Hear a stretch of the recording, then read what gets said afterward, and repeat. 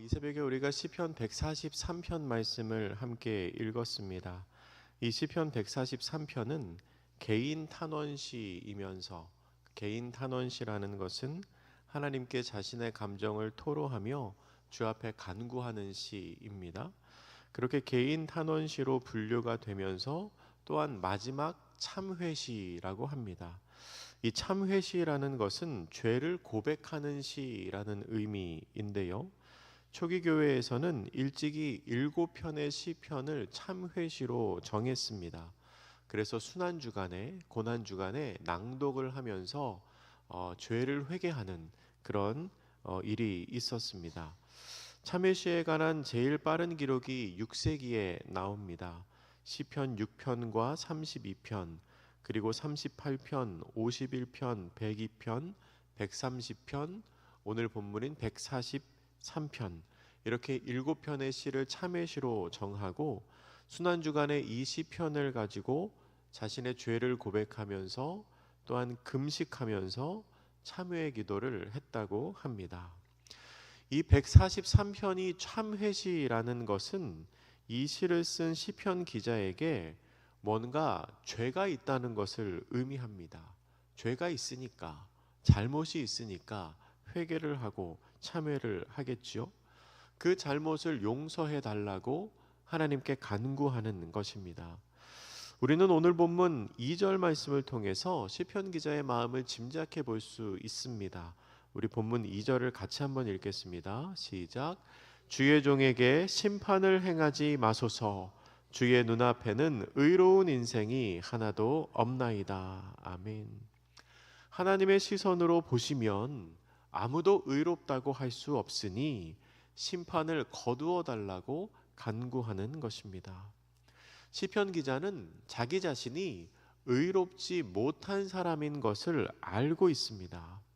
그래서 하나님으로부터 심판이 임할 것을 두려워하고 있습니다.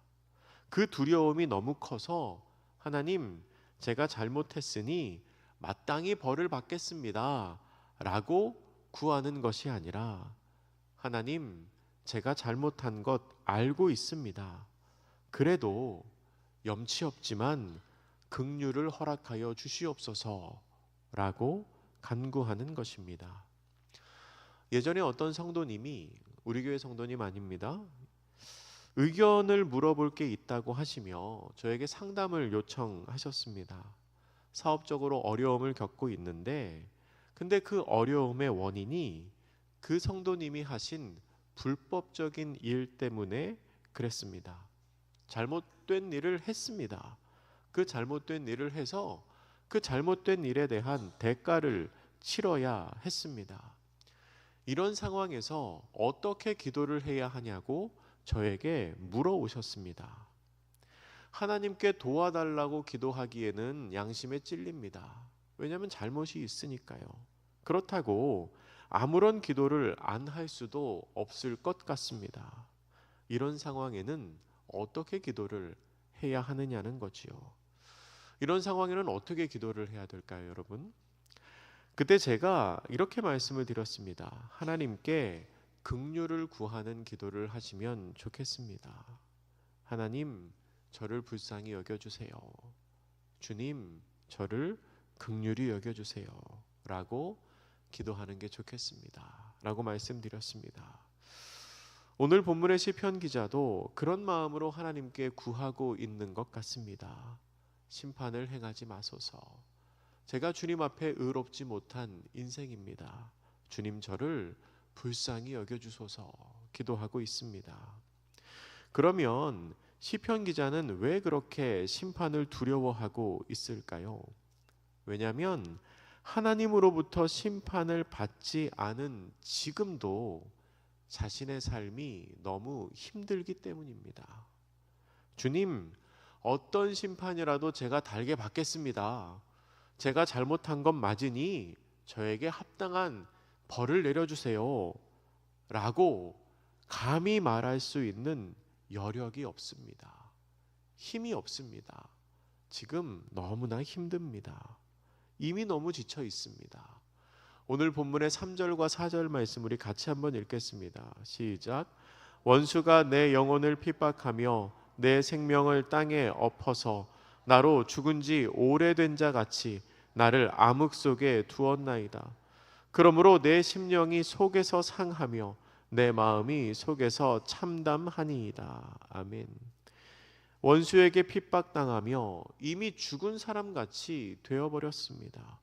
4절에 나오는 상하며 라는 말은 히브리어로 아타프라고 하는데요, 기력이 없다, 실신하다, 기절하다 라는 의미입니다.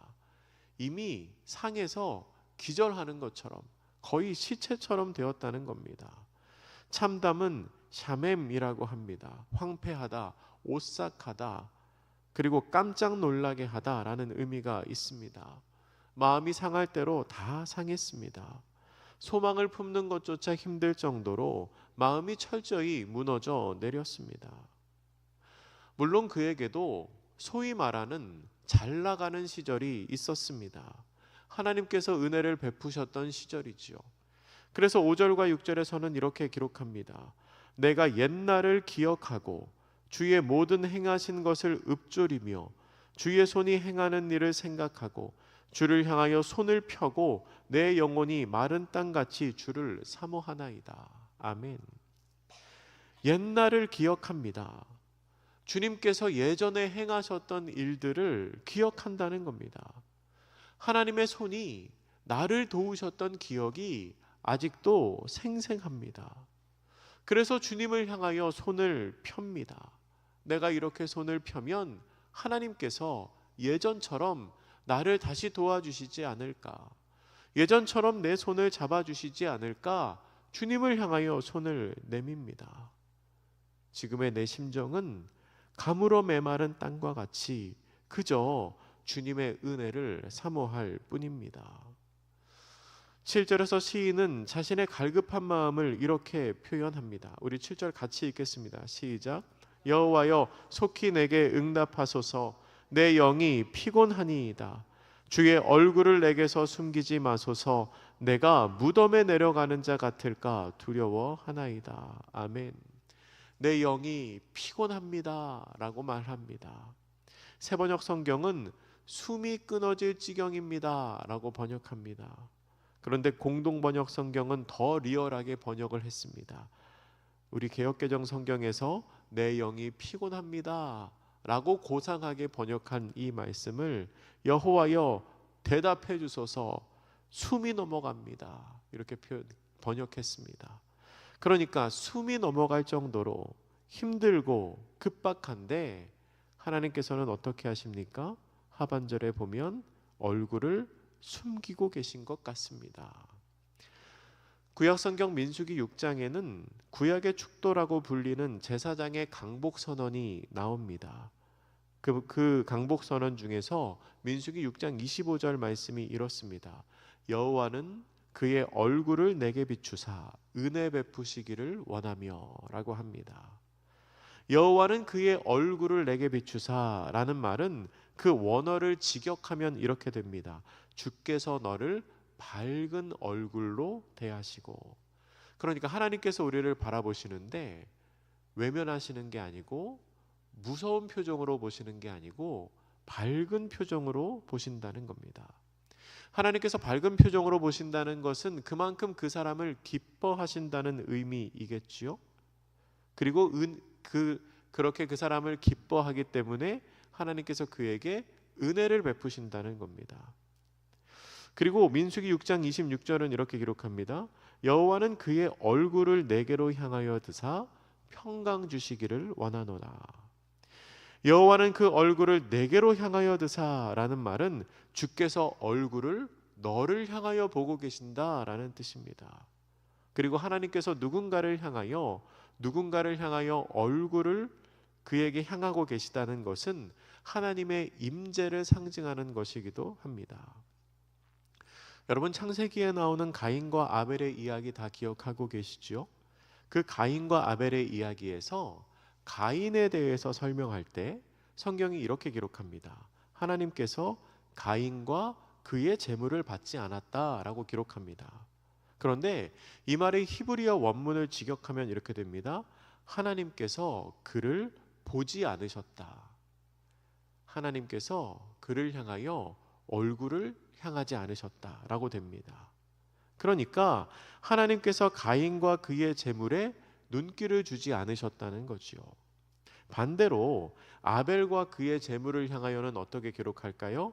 바라보셨다. 얼굴을 향하셨다라고 기록하고 있습니다.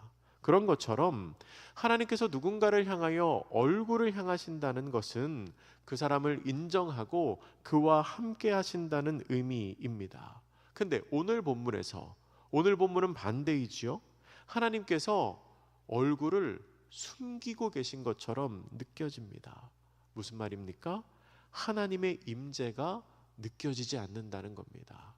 하나님이 나와 함께 하시지 않는다고 느껴지는 겁니다. 그래서 시편 기자가 8절에서 이렇게 간구합니다. 우리 8절도 같이 읽습니다. 시작. 아침에 나로 하여금 주의 인자한 말씀을 듣게 하소서. 내가 주를 의뢰함이니이다. 내가 다닐 길을 알게 하소서. 내가 내 영혼을 주께 드림이니이다. 아멘. 아침에 주의 인자한 말씀을 듣게 하소서. 우리에게 익숙한 표현이지요. 우리는 이 말씀을 아침에 큐티할 때나 또한 성경을 읽을 때 많이 인용합니다. 그러면서 아침에 하나님이 말씀을 주시면 그 말씀을 읽고 오늘도 주의 말씀대로 살아야겠다라고 생각합니다. 물론 그렇게 적용하는 것이 잘못된 적용은 아닙니다. 근데 여러분, 이 시의 전체적인 분위기로 봤을 때는 이 8절의 말씀이 그렇게 낭만적이고 여유 있는 분위기가 아닙니다. 그러니까 아침에 분주한 일을 마치고 커피 한 잔 내려서 성경을 읽으며 하나님 이 아침에 나에게 말씀을 허락해 주소서, 그런 분위기가 아니라는 겁니다. 이 8절 가사로 만든 복음성가도 있습니다. 아시는 분은 아실 겁니다. 멜로디가 굉장히 우아하지요.